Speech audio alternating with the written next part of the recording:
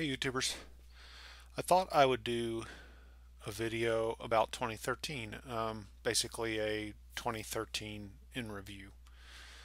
And been thinking about it for a little while, and I think I know what I want to cover. I didn't practice, so we'll see what happens. First off, I've written a little list here. Um, and as I've said before, as soon as I start doing video, my lip starts itching and my nose. So that hasn't changed in 2014. But in 2013, a number of things changed. In the prior year, in 2012, I was still working for a company I had worked at for a long time, about 8 years. And in 2012, I left that company, spent a very short time in a company called Pivotal Labs. It wasn't for me, great company, wasn't for me, and I left Pivotal Labs at the end of 2012, which brings us into 2013. And I was fortunate enough to get a contract job through a colleague of mine from, gosh, close to 20 years ago. And that worked out really nicely and carried me through the spring. It wasn't exactly what I wanted to be doing, even though I was fortunate to have that gig. So I was kind of looking around the whole time, and once that gig was ready to end, I also had hooked up a job. So I took a job at a small IT consulting company. So small, that is, that I was the first employee. And so I'm working at a company where the only other person is the founder. And so it's been since about June that I've been doing that. And we're getting to the point where we're actually going to hire some folks. So that should be interesting. Interested to see how that all pans out. And it's kind of cool to be on the ground floor of a very small company. And you don't really know the way things are going to go, but it's looking good for now. So I just thought I would mention that just kind of as a side note. That's kind of the background of all this YouTube video stuff that I do. I also have this job in software. So that was on the professional side of things. Hobby changes, and I've done videos about this. I have a set of hobbies that I kind of rotate amongst. One of those is photography, which is obvious. I've got probably close to 100 videos on photography on this channel. Still interested in photography. I'm just not doing as much of it lately. I don't know. I kind of played out my intensity, and I'm still interested. I just don't have the intensity level that I'd had in the past. So that's fine. I'll still do photography videos, and I want to thank those of you who subscribe to me because of photography content. I want to thank you for hanging out and hanging through this audio stuff that I'm doing more so than photography now. So I appreciate you sticking with me, and I hope I'm not reminding you to unsubscribe while I say this. Anyway, so photography is one hobby. Audio has been a hobby since I was in high school, really, and so I've kind of rotated back into that earlier this year, and I've been doing videos on that too, as pretty much any subscriber knows. In April of this year, I bought myself a new turntable. I had had my same turntable for 30 years, and there was nothing wrong with it. It worked perfectly well. But I kind of decided to just treat myself to a new toy. And boy, did that start a whole snowball effect of component buying. So, I had the new turntable. It's a project experience. And I had also put together a pretty nice vintage Yamaha setup to go with it, which was awesome. The stuff is in beautiful condition. Videos of that are on my channel. But too much is never enough, so you got to keep playing. Anyway, I find myself at the end of 2013. I basically had one version of the system of my dreams. It's a Conrad Johnson based system. All the amplification is Conrad Johnson. It's a tube system, which is pretty cool. and new speakers, Magnepans again. I have Magnepan 1.6s. Very happy to have those. Fortunate to have all this stuff, and so that's how I closed up 2013. It's like, wow, over the course of the year, I went through a lot of different electronics, all used to get to this kind of final, final for now set of components. So again, thanks to all my photography subscribers for sticking through this. I've posted videos about watches here, a lot of photography stuff, lately a lot of audio stuff, vinyl stuff, and I found through talking to subscribers that we have that stuff in common a lot of times. So I guess that's a good thing. So the other thing I wanted to talk about was, I think this is kind of fun. I don't know if it'll be boring for you guys, but some statistics from the year, my YouTube statistics. I spent a lot of time looking at analytics. I want to say that I did not start on YouTube to be a YouTube personality. And if I had, I'd be a huge failure because I am not one of those. But things have gone so much differently than I expected. I mean, I never expected to ever have one subscriber, and I have a lot. And I never expected to make any money at it. I mean, it just wasn't even in my mind. But YouTube invited me to be a partner, and so I was like, well, yeah, why not? So, that's brought in a little scratch. That's not bad. I don't do it for that. I make enough money at my real job, so I'm definitely not trying to figure out ways to make the most money on YouTube and to raise my subscriber base and my viewership and all that stuff. That's just not how I play. So it's just been this sort of unintended consequences that have happened, and I think that's really nice. I feel really lucky. So thanks for watching my videos, and I'll try to continue to do stuff worth watching. So all that being said, let's talk numbers.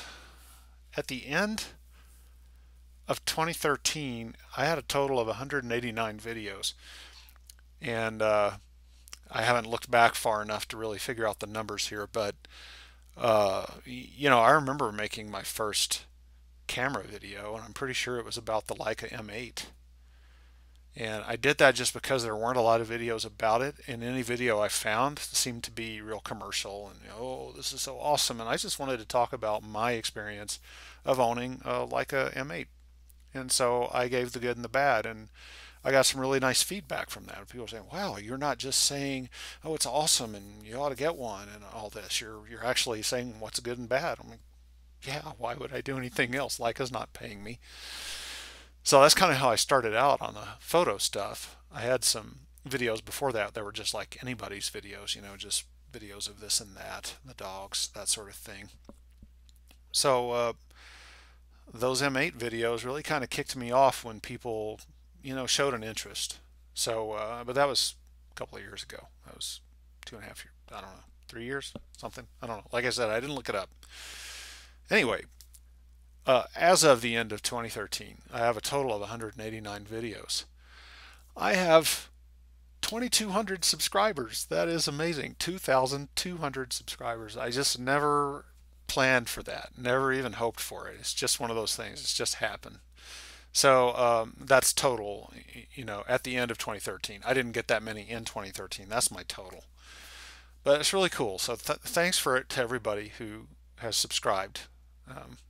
It makes me feel good, and it also puts pressure on me, which I don't know if I want that, but I'll try to rise to the challenge. Anyway, so that's a couple of stats, and then looking at my analytics, this is always very interesting to me.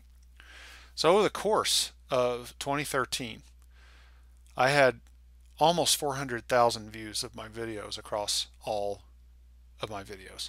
Now I realize there are people out there that make videos that do that on one video. To me, as I keep saying, I had no expectation. So that's pretty amazing. 1.25 million minutes of me watched. Yay! So exciting. I know why you do it. It's just so engrossing.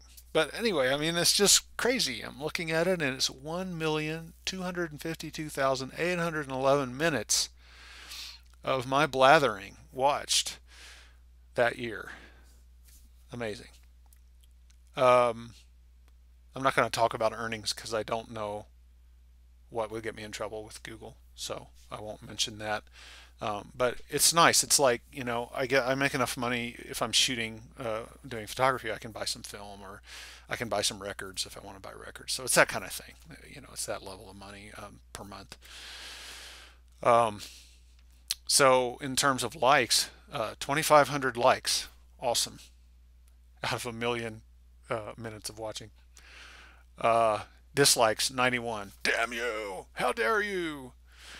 Usually I wonder who cares enough about what I'm talking about to dislike it. That's usually my reaction to a dislike, right? And especially if the dislike to like percentage is high, so I have 0 likes and 1 dislike. Who goes to the trouble to dislike this stupid video? I don't know. 1,800 comments roughly. 67 shares. You guys aren't working hard enough. You got to share. 410 favorites added, and I added 1,164 subscribers this year, and that brings me up to the 2,200-ish number. And that surprises me too. I basically doubled my subscriber count in 2013, and I don't know what I did to cause that to happen. I'm just glad that it did. As I said, I am not I don't have any goals with YouTube. This is just something I enjoy doing for whatever reason. It's a good way to network with other people that have the same interests, and so that's what's kind of cool about it. It is an interesting and useful community. So let's moving on a bit. The videos. This is always interesting to me. My top ranked videos. So the top 10. Number 1, and it's been there forever, is my video comparing or talking about the Seiko SKX007 and 009 dive watches. That thing beats all.